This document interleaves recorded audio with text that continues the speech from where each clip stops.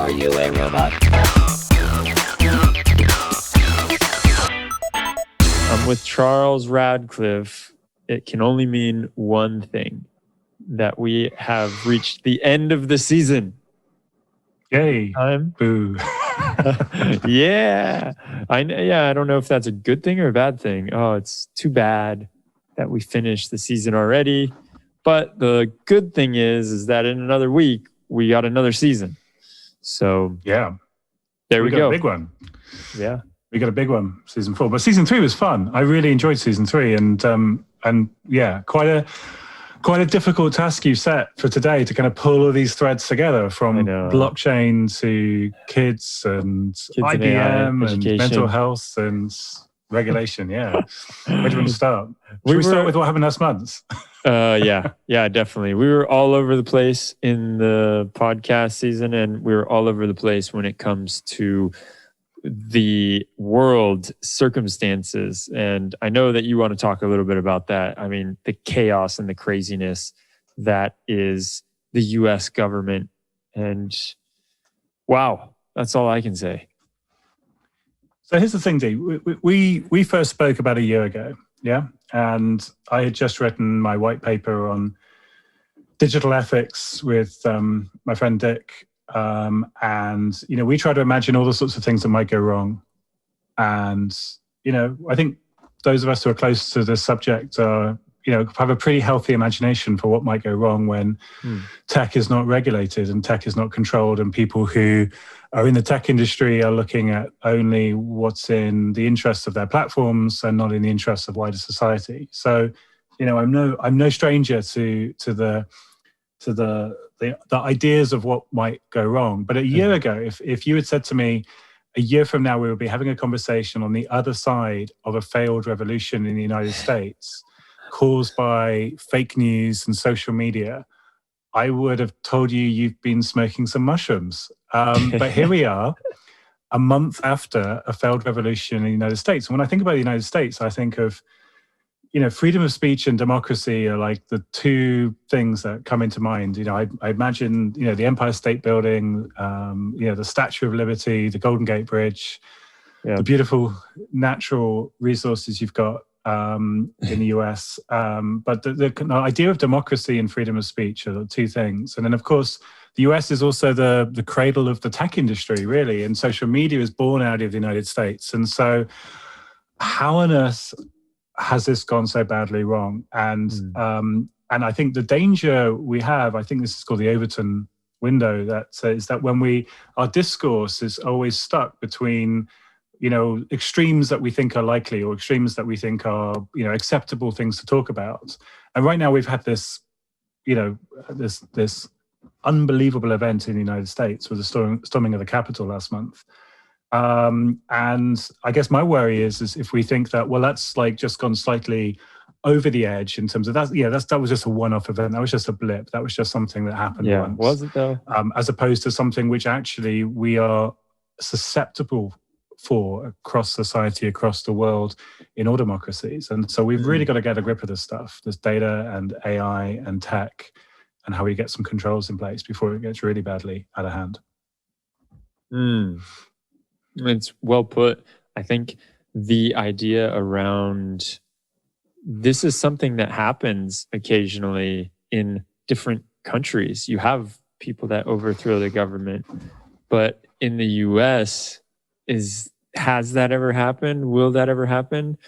And will social media and algorithms be a part of that narrative? It's really crazy to me. So I'm 100% with you. Like, we need to figure out what's going on. And I am in the camp of like just banning Trump from Twitter is not going to help. That's like a Band-Aid solution, right? But we need to look at a holistic and realistic view of what and why that happened.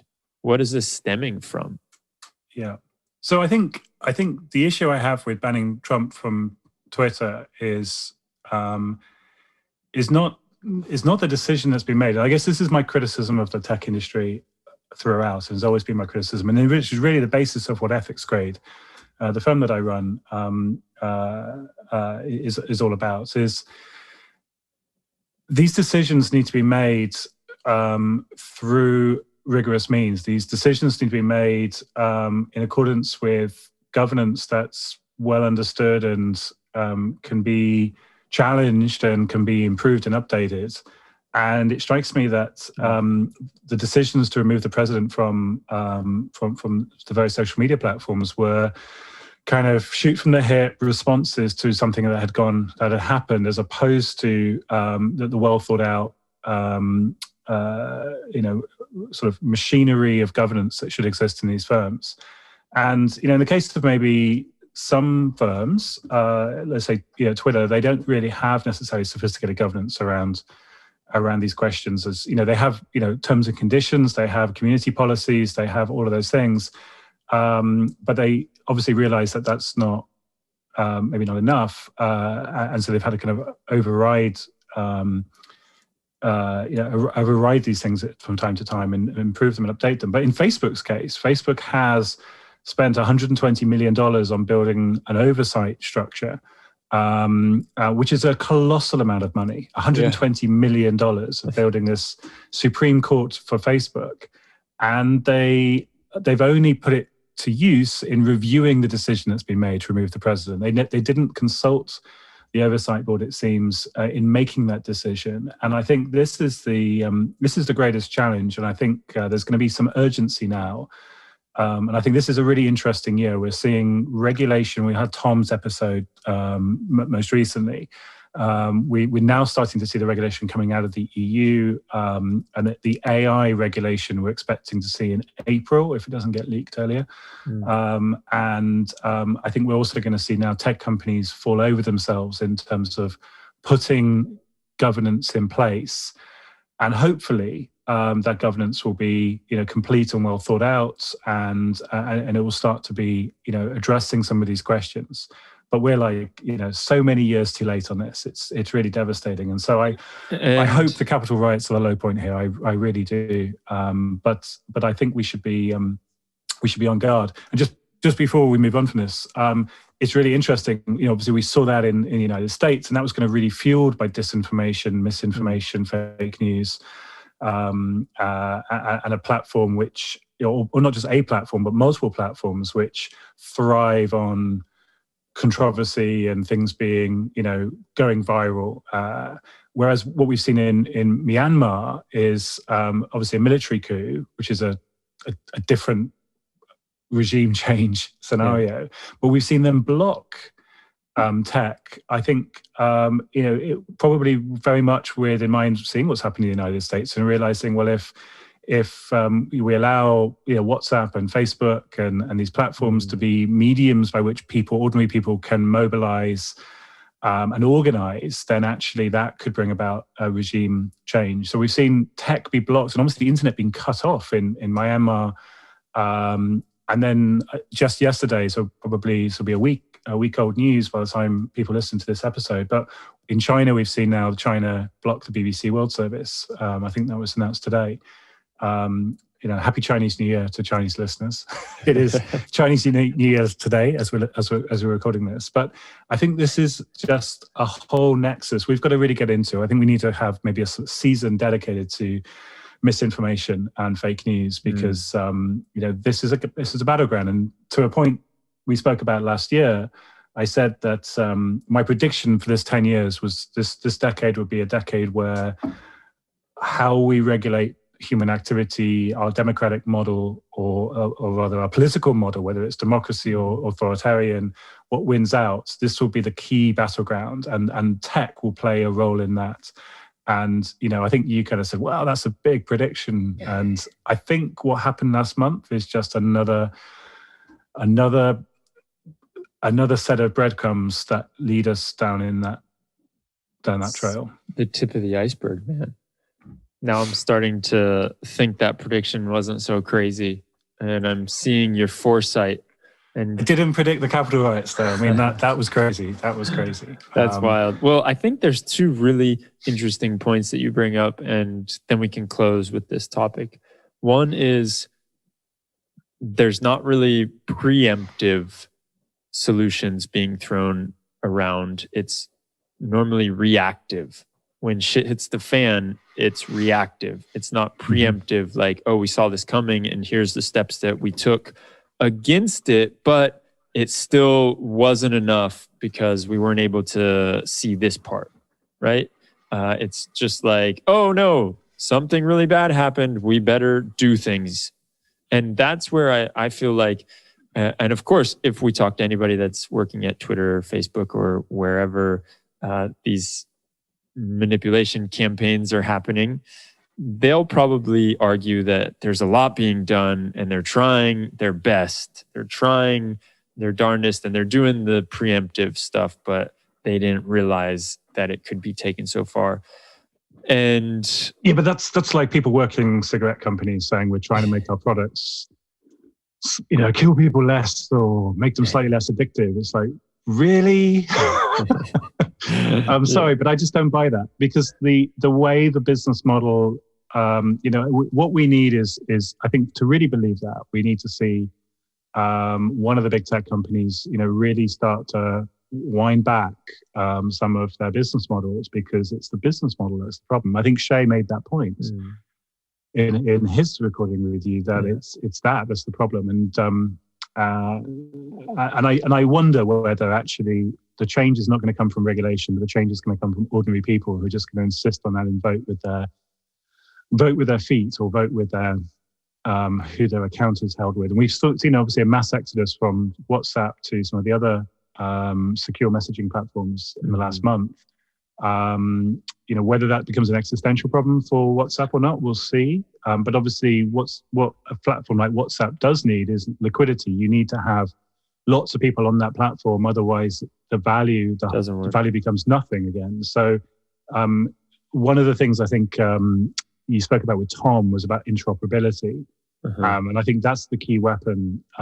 If there's any policymakers listening to this, then if we can force some of these platforms to be more interoperatable, I'm not sure what the word is there, but if we can force them to help people migrate their accounts, their content from platform to platform, and if we can enshrine that into law, then actually it becomes, I think, a much better market for maybe some organizations who are a little bit more ethical, or those who are a little bit more on the commercial end, to fight it out. And I think ordinary people will vote with their accounts. Right now, it's really hard. If you terminate your WhatsApp account, not that I have one, and that itself is quite hard, not having a WhatsApp account in 2021. But if you terminate your account with one of these platforms, it's very hard to then pick up with someone else. Yeah, and like we've seen, I'm sure, I don't know if you saw this in the news, but if you wanted one, I can't remember which VR set it is. Is it the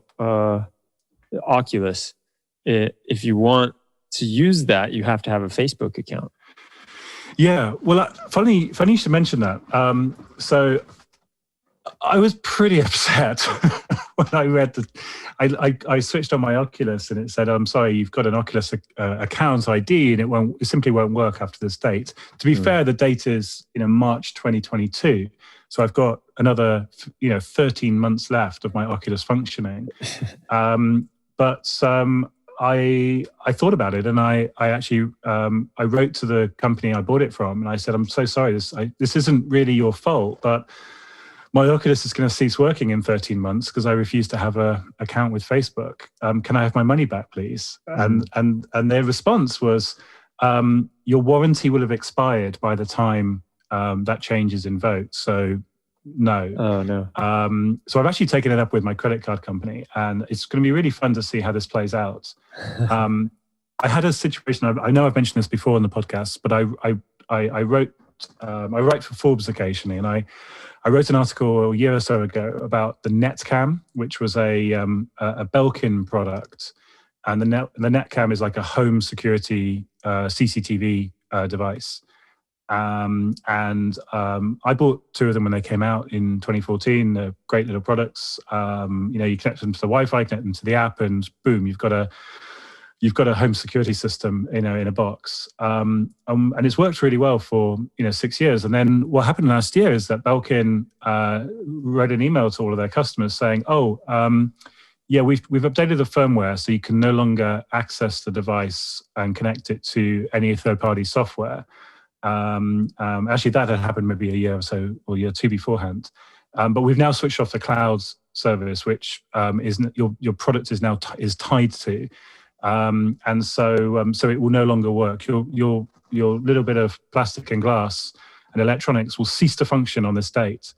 I read an article for Forbes saying, this was just an absolutely abysmal way to treat customers, because ultimately it stemmed from this firmware update. Before the firmware update was made, then you could find other workarounds to still use your camera. Yeah. But because and I suggested to Belkin that they might want to reverse the firmware update, or at least put some other firmware in place so that people could switch to a different cloud provider, or people could build a community service or some other way of keeping these products alive. And I think this is a real challenge, from a product liability perspective, or product warranty perspective. You buy a product and it will last as long as it lasts. I've got electronics gear here, which is, a few years old and it's broken, and that's just wear and tear. I've got other stuff which is really old and it's still functioning.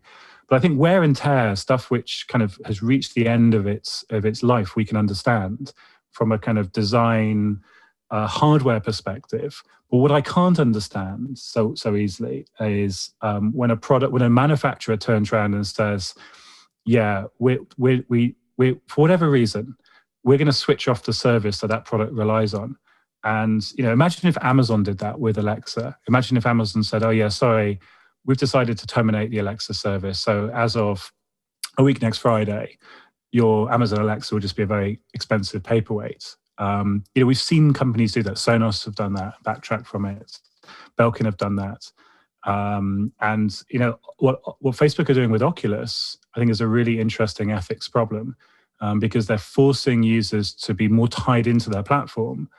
And what are they giving them in return? The option of nothing. You either sign up for your Facebook account or you don't have a product that works anymore. And I think we're going to see a few more examples of that over the next few years. And I think we're definitely going to see some regulation on that. So I think we might see a few test cases. I'm not suggesting that my case will be a test case, but I'm fully expecting to get my money back. So you're going to have watch to let out, us American know. Express. Yeah. Well, in the next recap, you can tell us if the money came through. Yeah. Yeah, because it's an interesting problem. And I know there's a lot of outcry about that. And it goes back to what you were talking about, this interoperability and the ability to not be locked in and not have to have the choices be made for you. Because that's really what's happening. We're not given a choice. It's just you do this or you don't get to play in the game. So there's a really interesting battle going on here. Yeah. Now, the other thing that I was going to mention about what you were talking about, and I know I said we would be done with this topic 5 minutes ago. So the other thing is the cutting off of technology for a coup, like you were talking about what's happening in Myanmar right now, right? And so it seems like we have to find this balance in between, because if we have it as the wild, wild west, then you get what happens in the US. And if you have it where you cut it off and you're seeing people realizing that, hey, we don't want the public to unite, we're just going to cut it off, then it also creates a horrible situation. So you can't live with it, you can't live without it, really, is where we're at. Yeah. I mean, I think those are, I kind of put some faith here in democratic processes and discourse, but I think those are the questions we need to have a much more rigorous debate about across society. I mean, in many respects, that's why we have a Slack channel, to try and start to build a community and to have discourse on this. So, I mean, I hope this conversation might provoke a discussion on our Are You a Robot Slack channel. That's it. And for everybody that's not on there, jump in there. The links are below. Thank you. professional there, Demetrius. You just, while we're at it, you know the cues, and while we're at it, smash the like button, share with your friends, all that good stuff. Leave a good review. Yeah, leave a review on the iTunes or podcasts, all of that. But in all seriousness, that's why we have a community, because what we really want to do is to create a forum for people to share their views and to have some discourse on these questions. And I think, there's a question here: is universal access to the internet, is that a human right in 2021? And if it is, then what guardrails are acceptable and proper to be put there to make sure that populations are not manipulated? And if people have seen The Social Dilemma, we had an episode, I think season 1 or season 2, Zachary Loeb. There's a growing community of people who are very concerned that we are all manipulated in some degree online, and I think that's the challenge with universal internet access. Is if you subscribe to the view that everyone should have access to everything, then that can go wrong. But equally, if we try to restrict content like we've seen happening in China, I think that's also quite unpalatable, particularly for those of us in the West who respect values such as freedom of speech or freedom of individual expression more. So I think this is a key debate which we need to have, and it's because it's messy. I see politicians shy away from it, and I think that's a great shame. We really urgently need a debate on these questions, and the internet's now in its 30th year. The World Wide Web is in its 30th year. I always make that mistake. That's a rookie mistake.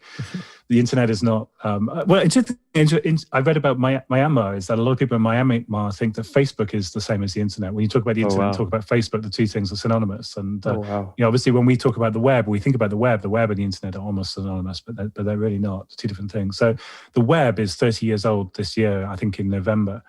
I wonder if we can get Tim Berners-Lee on the show. That's it. Let's do it. That would be cool, wouldn't it? That would be amazing. Is it 30 years old? 32 years old this year. I might be wrong. Actually, I might be wrong. It might not be 30 years old. We'll fact check that. Something else. We should fact check. All right. So let me just stop right there, real fast. It turns out we did some fact checking, and Charles was a little bit off. It's not the 30th anniversary of the internet. It is the 30th anniversary of Linux. So just wanted to correct that and clear that up. And now let's jump back into the conversation. The notes to the production team. Always fact check Charles when he's talking. He's not 30 years old. I think it's 1969 it came out. But something is 30 years old this year. I'll determine to find out and let everyone know. But the point is that we're too far down some of these roads without the right controls in place, and we're not actively designing the future. I guess that's my real point here, is that when those of us who were using the web in the 90s were very much optimistic about the future, and we had these utopian views as to what the future might look like. And this idea of universal free access to information was just such a bold, rich idea. And so few of us saw the downsides of this. But now it's so abundantly clear where this could go wrong. There's an urgency. So anyway, let's get back to the season. We had a big season. My question for you is access to the internet a basic right that humans have? Yes.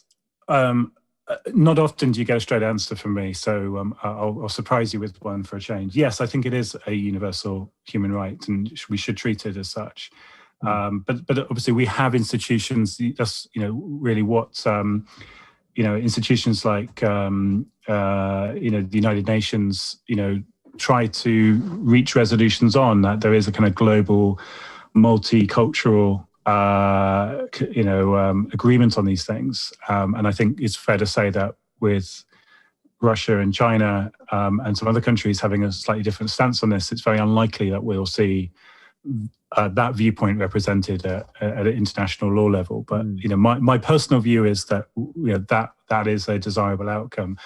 But at the same time, we need to put some controls in place. And the Chinese obviously censor a significant chunk of what is transmitted because they're putting the security of their state above all other interests. I bet there's a few people in Washington that had wished the United States had done the same thing a few weeks ago.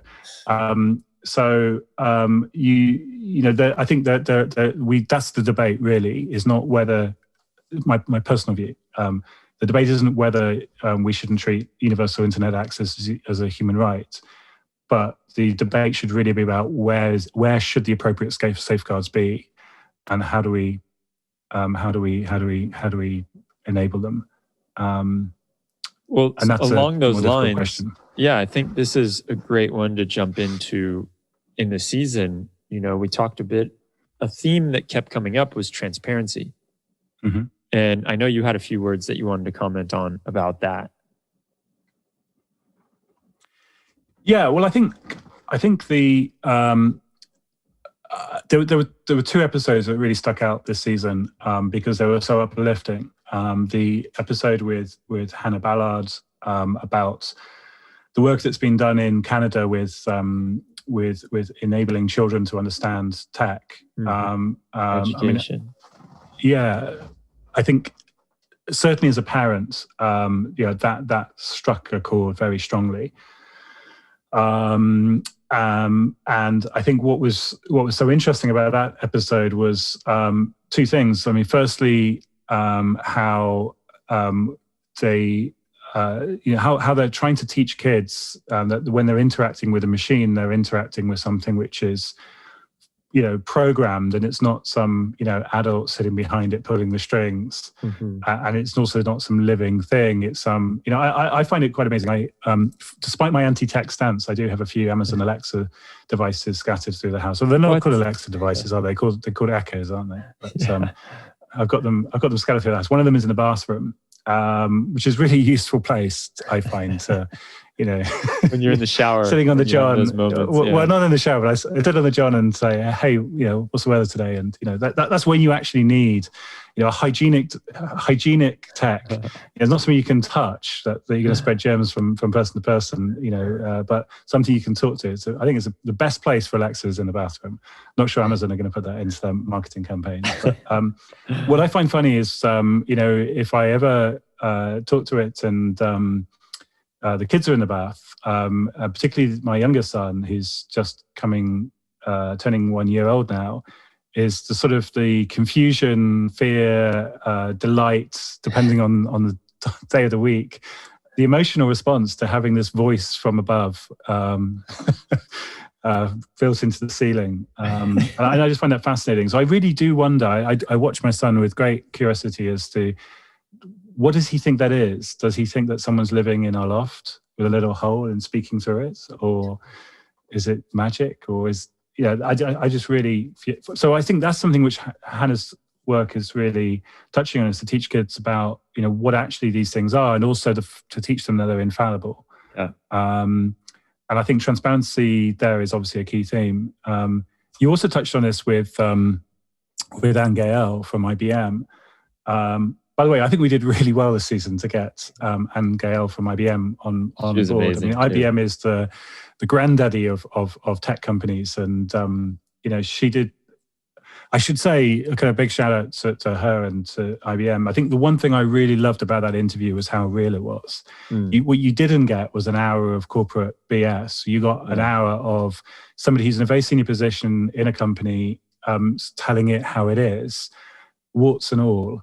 And I thought that was a very, very good interview, and it's very refreshing interview, hearing a kind of such an honest take. But I think also maybe that is IBM to its core. Is it's a different type of tech company to some of the others. Anyway, and also a bit of a side. We send all of these recordings to the guests, and we ask if they want anything taken out. And so she could have said something and said, "Oh, I don't want that in there." But like you said, she was very transparent. And having having listened to one of your most recent episodes where the whole episode is probably going to get taken out. It is quite a risk, I guess. But that's another story. That's one for the Slack channel. That's for another recap moment. We'll have to dedicate a whole recap to that one. But the point I was going to make about transparency in IBM there was you said, I think it was a comment that you had with Seb, and you raised it with Anne, which was how we're so conditioned to look when a machine gives us an answer. We use a calculator; it always gives us the right answer, and we use a computer, and we're so conditioned to machines. They are ultimately they're mechanical. They're obviously electrical, transistor-based devices, but we conceive of them as mechanical things. So if you pull the lever, it will always do this, it will always do that. And what's really interesting about machine learning is that obviously it's much more probabilistic, and a tiny change in data or another variable can have a massive change in outcome. And obviously, when a machine says that this picture is a cat or this picture is a dog, it's not a definitive response from the machine. It's only reached above a probabilistic threshold. And obviously, engineers, this is the kind of magic, really. When you talk to Alexa, they've tuned that so well. So that it 9 times out of 10 it is, or more than 9 times out of 10. It feels real. Yeah. But the problem is when the machine does make a mistake, it's so natural, perhaps, for a human to still follow what the machine is saying. Yeah, we don't want to believe it. Fact. Well, because we're used to, if a machine can do it, it's right. Especially like if it's a computer. If it can do something like a calculator, right? And I punch in the craziest formula that I can think of, and it's going to spit something out, and it's going to spit out the right answer, or it's going to spit out what I asked for. Maybe if it's the wrong answer, it's because the problem was in me punching that in to the calculator, not because the calculator doesn't know how to do the arithmetic. And so we're so used to that. If a machine can do it, it's going to do it correctly, that now all of a sudden the machine is doing it, but it's not always correct, is really hard for us to wrap our heads around. And that is such a important point. And I think it goes back to what we were talking about with Hannah Ballard. That is a huge piece that people need to understand, especially when it comes to machine learning and AI, that it's not always correct like we're used to having. Totally. Talking about talking about calculators, Dee, I wanted to ask you, are you a human calculator in some way? No. Are you some sort of... You sure? Not. Are you sure you haven't got some like inner magical... There was this wonderful bit in the interview with you and Anne when you were like, you ask a machine like what the square root of 576 is, and it gives you the answer straight away. And as I was listening, I was like, did that number come into his head, or did he know that's the square of 24? Of all the numbers you could have picked, you actually picked a square number. Was that deliberate, or was that that was luck? Total fluke. I wish it was deliberate, but I am not that smart. I double checked it. I'm like, pretty sure that's a square number. Let me just double check. 24 times 24 is 576. Oh man, I had no idea until you told me right now. And well, it was just, I was channeling the inner square root power, letting it all come out on the show. It's your secret skill, your magic power. I'm a square root shaman on my off time. This is the problem. Like you said, square of 576, and I thought about it, and so that's a square number. I'm sure it is. And but I double checked it. Obviously with a machine, with a calculator or the Microsoft Windows version of one. And we're so used to just taking those answers for read, and actually when this is the problem with machine learning, we have to make sure that we understand these things are fallible and they are only ever probabilistically responding to us, and therein lies the problem. And then with Shay, it's a very similar conversation about bias and how, and I think this is something which many people will be horrified to hear, but I feel it's so important to labour this point that quite often, even in an algorithm where it shouldn't matter, like performance. I think it was performance of teachers was the example he gave. If you change the name of the teacher from John to Jane, then it can actually, the algorithmic score that it might assign to how that teacher's feedback has been received might change because of the gender, and it's things like that which are obviously very, very, very impactful, and we've got to make sure that we've got the right controls in place to weed out. Yeah, and the more you dig into this, the more you realize that this is very, very hairy or hairball on so many levels. The bias is just baked into so many different pieces of this puzzle, and like, I think what Shay is doing with these audits and going through a checklist and what he proposed people do, like when they're creating these models, is incredible. Having a framework, knowing that, all right, this is going to be something that we need to consider.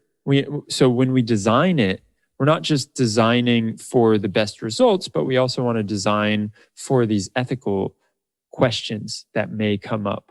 So I thought, yeah, man, Shay was incredible to interview. And the first thing he said was probably, for me, the most impacting, and it started the tone where it set us off on the right foot.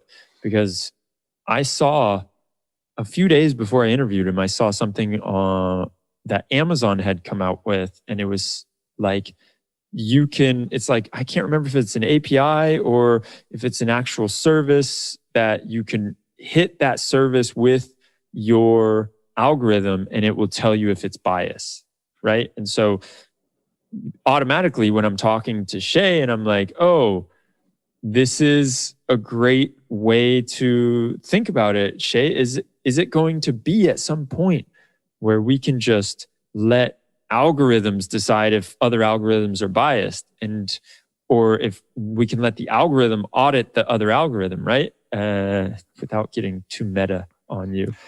But he was like, yeah, that's definitely doable. But first we got to know what exactly we're going for.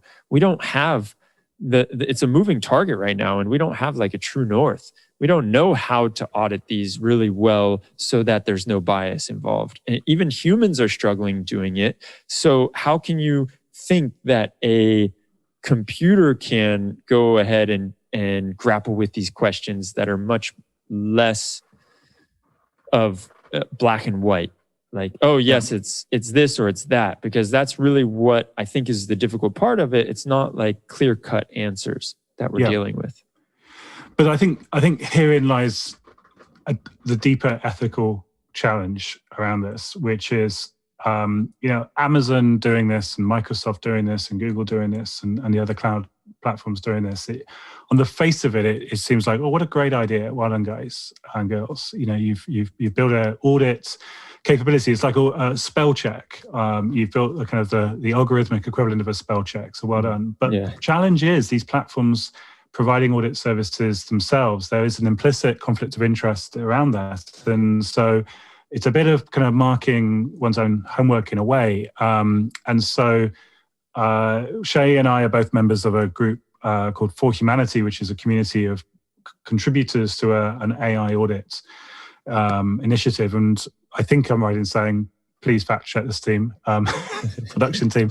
I think I'm right in saying it's the largest AI audit, most detailed AI audit currently out there. And I think we've achieved that because it's a crowd-sourced initiative. And Ryan Carrier, who we're going to have on the show later on, not today, but another day, he wrote a very good letter to I think it was Sundar Pichai at Google, who basically said, look, guys, if you want to be in the business of auditing, then you've got to then stop being in the business of doing machine learning. You can't do both. And we've learned that the hard way in the financial industry, We've learned this because things have gone badly wrong. People have been ripped off. People have lost their money. There've been bad investments. Banks have gone bust. We've had to bail them out. We've learned all this the hard way. Please learn from our lessons and realize if you want to be in the audit business, that has to be independent. And Shay did make this point. Independent third-party audit is what's important, and those are the crucial things. Otherwise, it's like having your cousin Joey do your car safety test. It's like, well, it's also really? It reminds me of, I was talking to someone who was creating certifications, and he said that if you are the one who writes the exam, you cannot be the one who gives the course, who creates the course, because otherwise you're just going to create a course that is going to teach you how to pass the exam. Yeah. So, exactly. And that's one of the things we're very sensitive of at Ethics Grade is we're rating companies on the quality of their governance. And this episode won't quite go out live before we publish our first data, but maybe a few weeks after people hear this for the first time, there'll be real data on our website. So you can see, like a credit score, you can see how tech companies and non-tech companies that do tech perform on these things. And that's based on a public model. But we've got to be really careful that we don't, at the same time, provide the consulting services to organizations to fix that, to remediate their scores, to improve those things, and then also do the ratings. Otherwise, we're simply marking our own homework. And by the same token, we are licensing the AI audit from For Humanity, and that needs to be entirely separate from our ratings capability. And I think it's really important that as an auditor, providing that audit service, and Shay and we have, I guess, a bit of an overlap between what we do, but we're coming at this, I think, from quite different angles. So it's a small community, and I think we're all friends more than competitive, which is good. So I'd highly recommend his firm.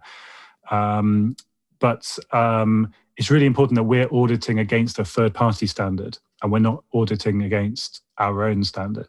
And I think this is something which is going to become more important. And for people who are listening, who are not necessarily so close to the detail in terms of developing AI systems or maybe marketing AI systems, this is a really critical distinction.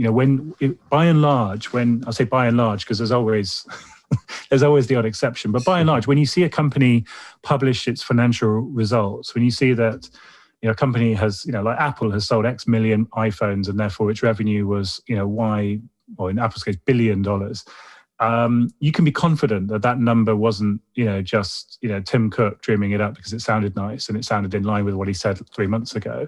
You can be confident that that's actually what really happens. And why can you be confident? Not because Apple is trustworthy necessarily. It is, I think. But also because the corporate governance that exists around Apple is trustworthy. And I think that's really why you can trust Apple. But also the rest of that infrastructure of trust, as Shay put it, is in place. And that we have third-party auditors. And for a public company like Apple, its accounts have to be publicly audited and by a third party. And it's that infrastructure of trust, which means that we can be really confident that when you invest in Apple, when you buy Apple shares, you can have confidence that they really did sell what they sold and not just a made-up number. And we need the same thing from an algorithmic perspective, so that when machines are making decisions on our behalf and we're choosing, a one smartphone provider over another smartphone provider, or one self-driving car over another self-driving car, we can have confidence in the governance that goes into it. And ultimately, we can be confident that, the algorithms are not racist, they're not biased, or if they are, that the firm in question has got the right controls in place to address those things in the appropriate way as quickly as possible. And those are the things that we are missing today still. Yeah. Yeah. And one little last part about if they are, that we're notified of that, right? Like that at least we're told that this has been shown to have had bias in XYZ.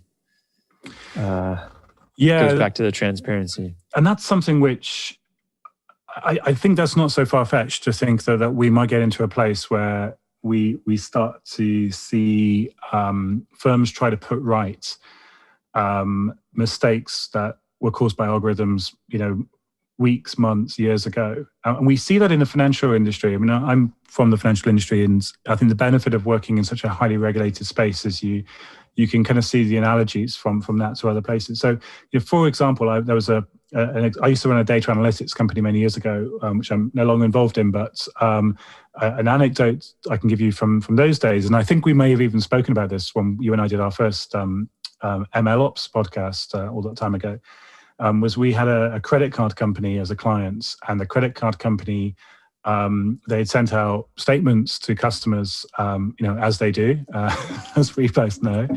And they had a customer, and I think the story went that they sent out these credit card statements to this guy who had obviously a bit too much time on his hands.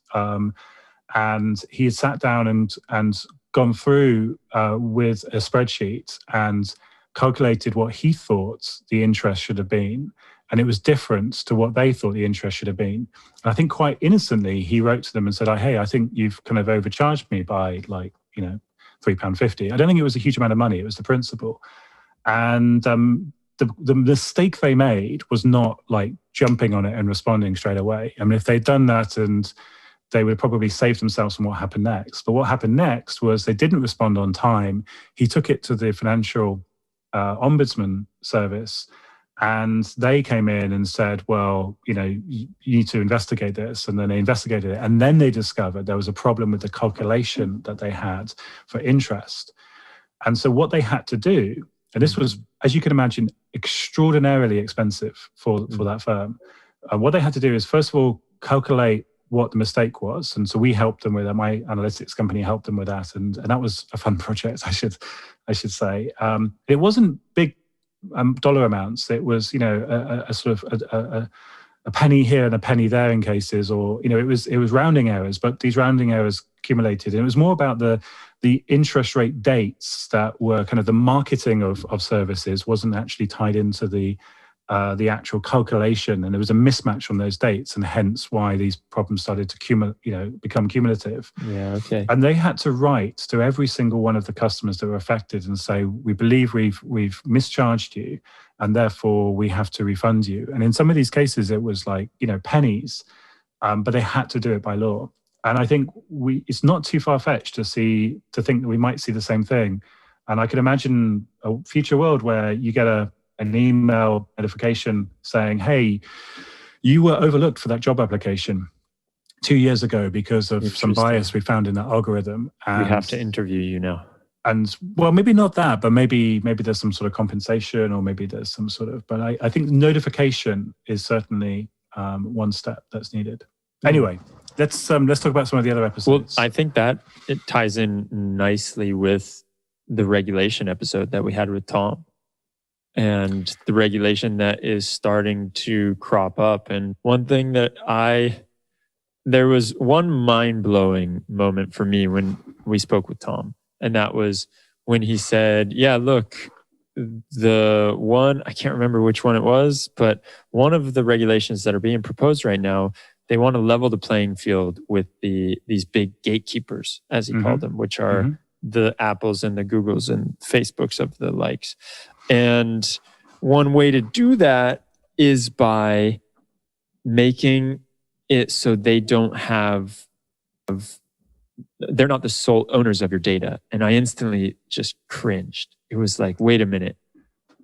You're trying to implement a regulation that's going to make my data more accessible? Is that what I just heard? Did I hear that correctly? And so he went on to explain, like, yeah, that's the biggest problem that we're grappling with right now, is that how can you have a startup come and actually cause some disruption if it doesn't have access to the data, and data is the new currency?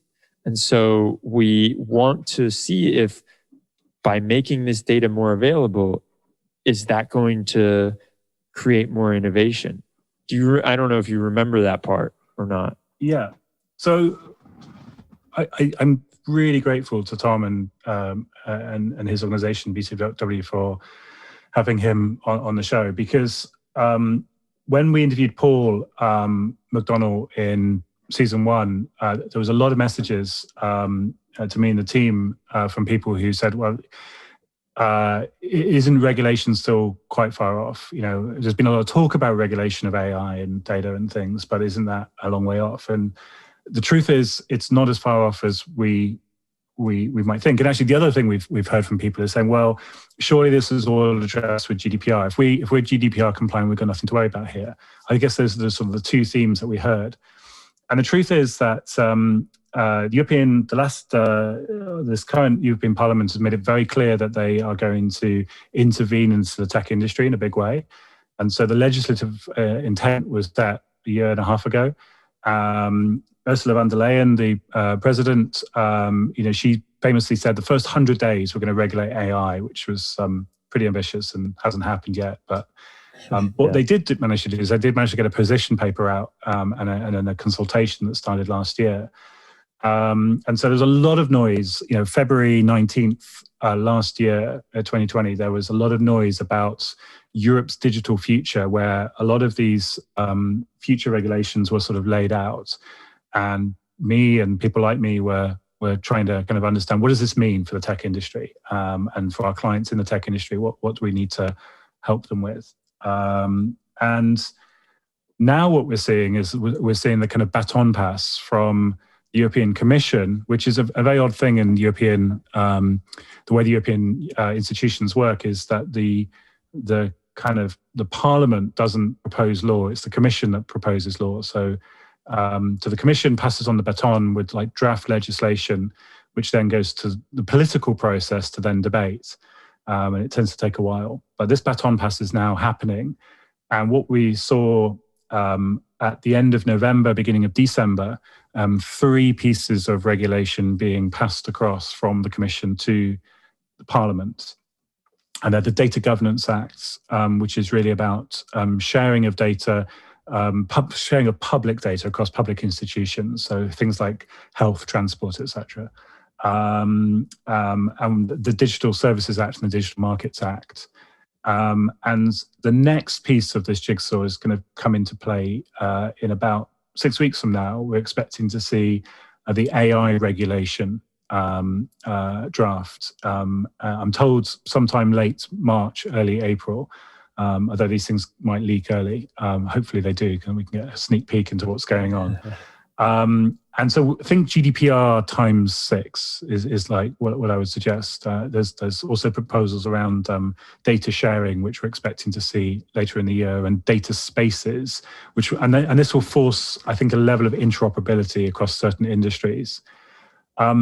I think there's 2 things, and my takeaway from Tom's interviews, there's 2 things. One is to really try and rein in some of the kind of most outrageous anti-competitive behavior or exploitative behavior from some of the tech companies, and that can only be a good thing. And the second thing is about trying to help European companies compete more. And I think they are aimed at trying to help Europe's tech industry try to compete. But I think that feels like a longer shot, because certainly as we sit here today in 2021, Europe doesn't really have a tech industry in the same way that the United States or China does. I'm sure there are people listening who'll be deeply offended by that statement. But the truth is, Europe doesn't have something that can truly compete on the same footing as the United States and China.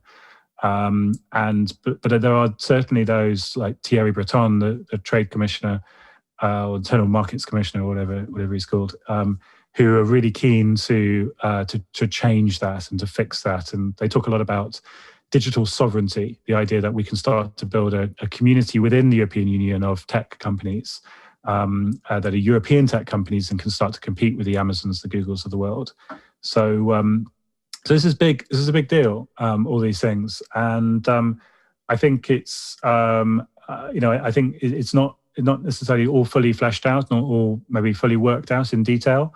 But I think we're going to see some big changes. And for those of us in the UK, just by simply the proximity to Europe, we're going to be affected by this. And Tom spoke about the Brussels effect, which is how, exactly, because Europe's such a big economy, 450 million people, for a tech company like a Google or an Airbnb, the Digital Markets Act is going to force you to change potentially some of how you operate. And so for a smaller economy like the UK, with only 60 million people, it kind of makes sense to kind of probably apply European rules to the UK and maybe other places as well, and have sort of a smaller set of rules to manage.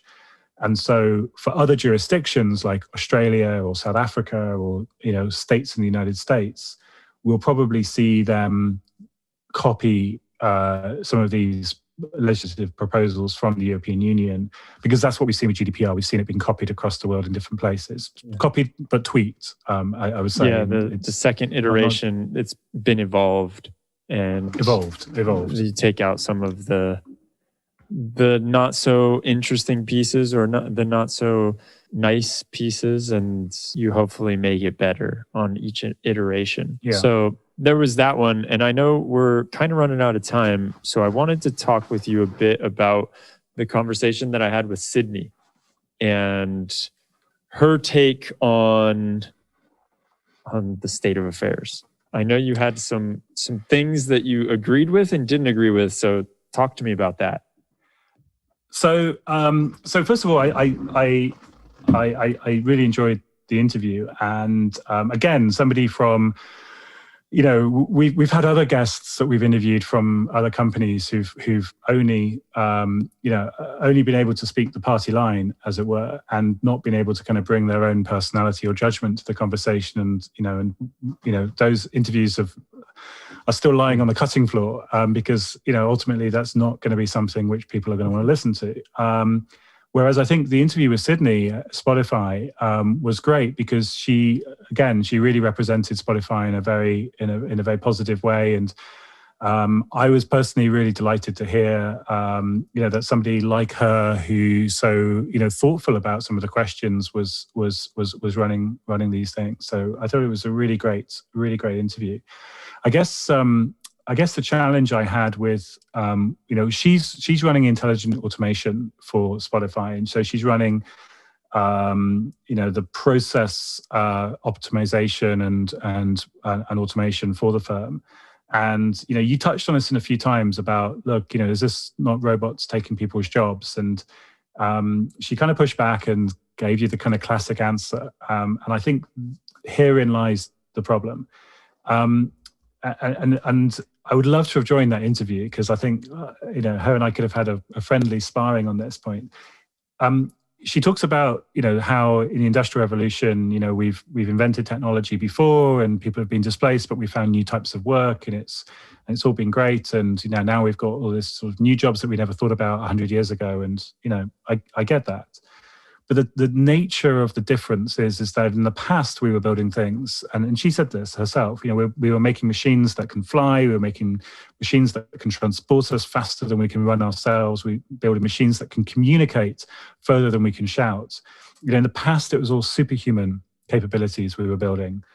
But the very nature of what she's doing is she's replicating human abilities in machines. She's taking our skills, the things that we are good at, the things that machines in the past weren't very good at, and we're encoding them in machines. And so there's a category difference between automation of the past and technology of the past and technology of today.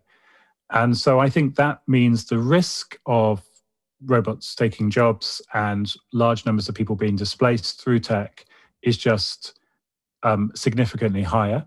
I'm not saying it's inevitable, but I'm saying the risk is significantly higher. And therefore, I think it's really important for firms like hers, who are deploying robotic process automation software and other tools designed to make their workforce more efficient. It's really important for them to, I think, have a much more I don't want to use the word honest, because I'm not at all suggesting she was being disingenuous or dishonest, but I think the problem is the risks of getting this wrong. Again, coming back to where we started the conversation today, if when these things go wrong, the consequences are catastrophic, and storming of the Capitol was pretty bad. Really pretty bad. let's not gloss over that. But I think if we start to see thousands or tens of thousands of people. Let's not even go more extreme than that. There are other people like, I think you've got Callum Chase coming up in a few episodes' time, who's much more extreme than me on this question of robots and automation and jobs. But if we see thousands of people or tens of thousands of people displaced out of work with no realistic chance of reskilling and finding new work, and then realizing that that's their destiny for their lifetime, and particularly if they're young people, particularly if they're people coming out of school, then I think we've got ourselves a really, really big problem, because I think the fabric we have in society is very unforgiving. For those people, and so therefore I think that for firms like Spotify, and Spotify are by no means the only firm doing RPA. There's every big company is implementing RPA right now. It's a massive field. What's critical is that they have a much more proactive policy in terms of how they're helping reskill people, and also helping have that long-term conversation with policymakers about how this is having an impact on society. And I think simply brushing the question off of like, well, we're not making people redundant today, we're just giving productivity improvements, and we'll always create these new magical jobs, and somewhere down the line, I think that is very dangerous, is glossing over the risks and not thinking responsibly about the harms. Why do you feel like people, and in this example that you used, they're not going to be able to reskill? And especially the young ones, you said, why do you feel like they won't be able to go out there and reskill? Because I think I have a different opinion on that, just from my own trajectory. As you like to put it, a year ago, I couldn't even spell AI. But now I was waiting for that. I knew you were going to mention that comment. It was hilarious. It had me laughing. You can't spell very GDPR hard. though. That is genuinely funny. Every time it is genuinely funny. So I'm sorry for the AI comment, but it was more a response to the very slow GDPR that you gave on a conversation we had. Yeah, it confuses the hell out of me. But anyway, you're not alone. Anyway, me going from not even being able to spell GDPR or AI a year and a half ago to being knee deep in the machine learning operations world right now, and understanding how that works and having a job that is around that, I am a little bit skeptical when it's like, oh, the reskilling isn't going to happen. Yeah. So your story is wonderful, and I think what's wonderful about it is it's also truly inspirational for people. Because I learned how to spell. not yet, but you have become, as I like to think of you, as the PewDiePie of AI in such a short period of time, because your other human qualities, your other human skills, your personality, your charisma, all those other things, which and you've thrown yourself at it, and you're truly an inspiration, I think, for people. And I hope people who think about making a career move into AI look at you and people like you who've done that, or to some me, I've come nearly became a lawyer, and I've become in tech. So I think there's loads of great examples there of people who've made it. What I think we should not lose sight of, though, is that there's also lots of examples of people who don't make it, who don't manage to make that shift. And I think the problem when we talk about the Industrial Revolution from a 2021 perspective is it was a very, very long time ago. And when we think about it, it's when I think about it myself, it's very simplistic. In the old days, there were peasants, and they were kind of making things in cottages, and then we built factories, and then we started building motor cars and having these, like, you imagine this sort of thing of America and the industrial heart of America, producing steel and factories and products. And now we live in the world we live in today. Isn't it wonderful? And all these jobs that we have today, like AI auditing jobs, and conversation designer for speech to text chatbot systems. These would be unthinkable to those kind of peasant workers 200 years ago. And that's true if you take it from a kind of looking purely at the 200 years compressed into 3 sentences. But the truth is that during that time, the social unrest that happened was of a magnitude which most of us today have just forgotten about. And it was that social unrest, it was the levels of poverty in places like London. London, probably the richest city in the world in the 1840s, had over half of its population living in absolute squalor. And it was those conditions that gave rise to Marx and Engels, whose writings led to the very worst, or some of the worst, that happened in the 20th century.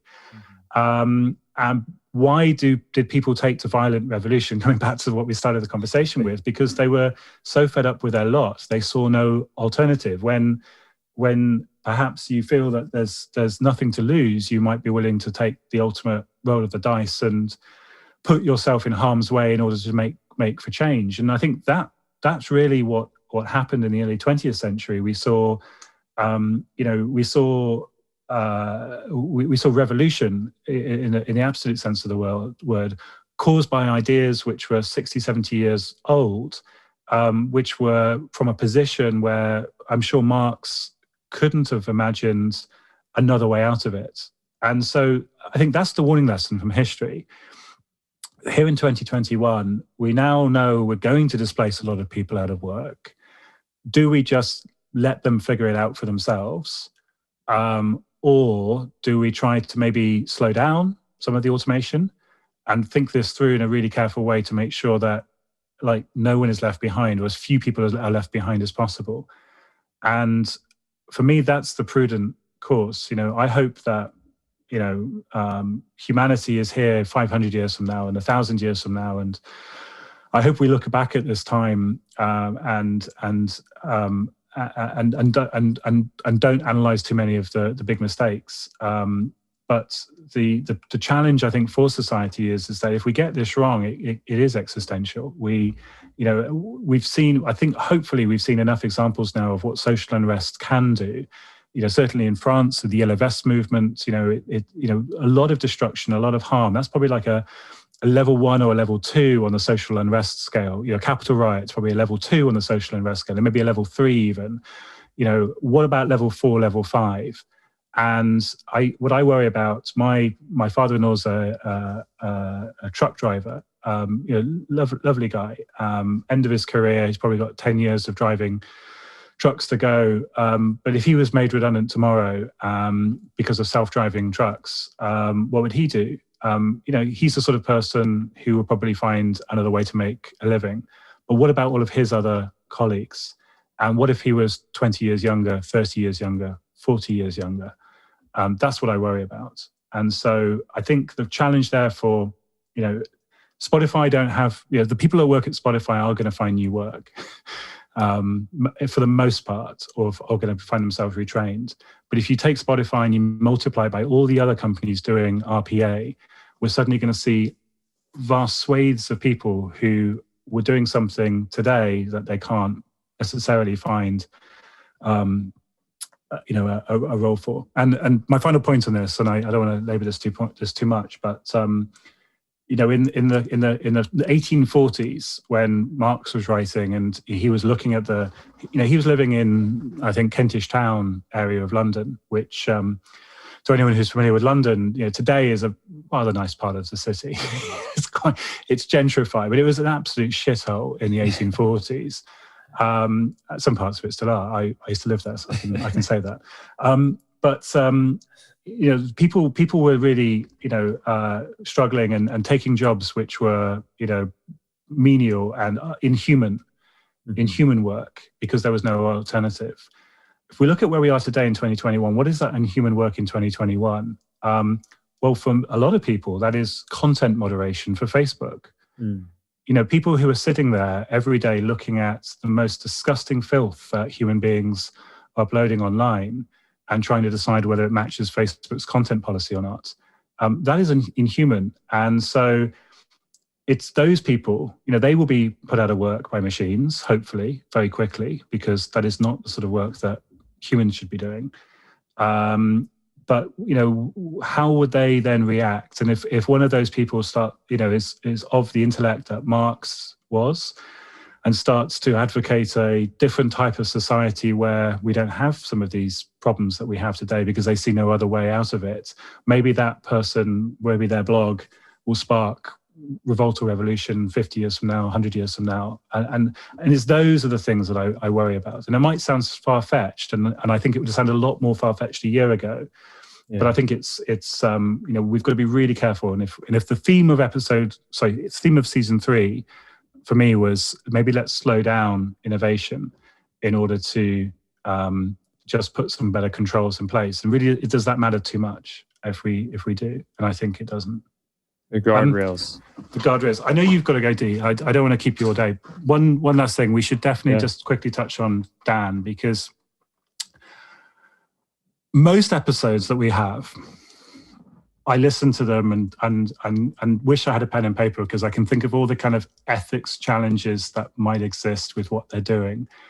But then there was Dan. Yeah. And it was just wonderful to hear an episode where, honestly, I couldn't think of anything I would suggest that they might want to do differently. To use technology in a way to help people, through mental health difficulties, which is an issue that's growing in its profile and people's awareness of it, but still not sufficiently mainstream enough, and still too much stigma around it.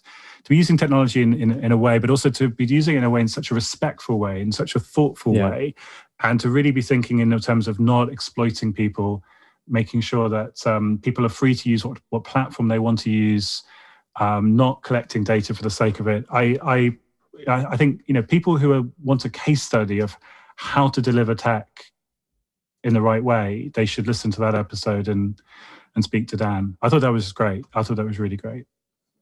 Yeah, he was a joy to interview. And really, there is a lot of ways that it could go wrong, and he could do it incorrectly. But it was nice to see that he actually had thought about all of these problematic areas.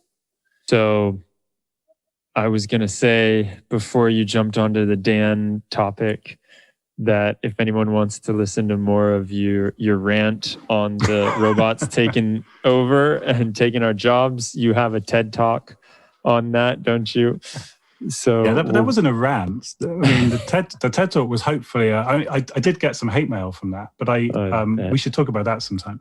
But that was hopefully a hopeful. And to Sidney's point, she got very close to making this point herself, I think. You said, how do you decide, I can't remember exactly the question, but you were trying to find, what work is okay for a person or what work is not okay. And I call that human touch. And that came from some research I did a few years ago, working for a bank. And I think the way that we need to define this is we need to start to look at the jobs that we have, the tasks that we give people, and say which of these things are desirable for a human to do. In fact, which of them is it's important that a human does that. And I think if we start to think, and maybe not fulfilling necessarily only fulfilling, but also the essence of it is important for the other person. Like caregiving is an example. Like if you're, as a doctor, it's the bedside manner, it's the interhuman, interpersonal that I would argue is probably the most important thing. It's not just diagnosis and knowing what to prescribe. It's also that human reassurance. And I think if we just find those things, distill them and say, those things machines should never do, then we might look at this whole automation question in a very different way. So that's what my TED Talk was about. Yeah, and you'll also know that if you're going into being a caregiver, or if you're going into that field, your job is safe. Right? You don't have to worry that, hey, maybe there's going to be some robots that are created in 20 years and they're going to be doing this, because we've said that this is off limits. This we need a human to do. And we haven't reached that agreement. And that's the problem. I saw maybe a year ago, there was this very horrible story about a terminally ill patient who was told they were going to die by a machine. In fact, it wasn't by a machine. It was through a robot that had a view screen, and it was a doctor, I think, telling the patient through the video screen that they were going to die. And the robot kind of went from bed to bed and gave the diagnosis. So I think it wasn't quite the headline that it seemed. But again, should that have been a conversation that was mediated through a touch screen, or should that have been a person coming to the bed and holding the person's hand and talking them through what was going to happen? I know what I think the right answer to that is, and I'm sure most people listening will agree with me. Well, we really need to define those things. Yeah, and so this is where I am starting to try and be realistic about things, because there's a lot of factors that go into that as to why you can't have a doctor for every one of those patients, right? Because there's not enough doctors out there potentially, and there's more sick people than we have staff for. And it's the same argument kind of I hear a lot. It goes back to like, yeah, we want to create this scenario. We want to be very utopian about how things get done. But when the rubber hits the pavement, maybe it's just not possible. And I think a lot about this in tech, and there's a lot of non-diversity in tech when you're hiring in tech, right? Like you don't have a lot of women that are coding, and you don't have a lot of people that are of any other race besides white people. And so you get to this place where everyone thinks that, yeah, we want diversity in tech. We all can agree that that's great. But then what happens is there's just such slim pickings that is not actually a reality. Does that make sense? Like I've been pondering over this quite a bit, because you get the startup that's looking for a diverse team, and they go out there and they're interviewing women and they're interviewing men, and it just turns out that there's not as many women to interview. So how can later they either have to make the choice, all right, we're going to hire someone who is a woman, and maybe they're not the best cultural fit, or maybe they're not the best person for the job, but you know what? We're very firm on this. We want the diversity. Or they're going to keep hiring people that are all looking the same and thinking the same, going from the same universities. So I don't know, maybe I'm completely wrong about that, but that's something that I've been seeing, and it's like, oh, there's a bit of a dilemma, and it's nice to think euphorically, which I personally think, yes, we need diversity and we want that. But then when it actually comes down to it, you see in the job field, if out of every 100 people that you interview, you have only 10 that are women, then how can you realistically say that you're going to have a diverse team? And then not to mention that Google and Facebook and everyone are cherry picking all of those, because they also want the diverse team and they can pay them whatever they want. Yeah. So look, it's not one of those things which you can solve overnight. But I mean, one thing we can all do differently very quickly or immediately is making sure that the organizations that we're building are as inclusive as possible and welcoming as possible to people who are from different backgrounds, and accommodating to women throughout their careers, to mothers coming back into the workforce. I mean, there's so many things we can do at many different parts of someone's career path. And so as an employer, as an entrepreneur, someone else building an organization, I think very carefully about that all the time. But there's also something that organizations can do. 8 years ago, I used to run a data analytics company called BIPB, and we partnered with an organization called the STEMettes, which I'm sure still exists. And that organization went into schools and taught girls and young women tech. And we ran some hackathons, and we supported them.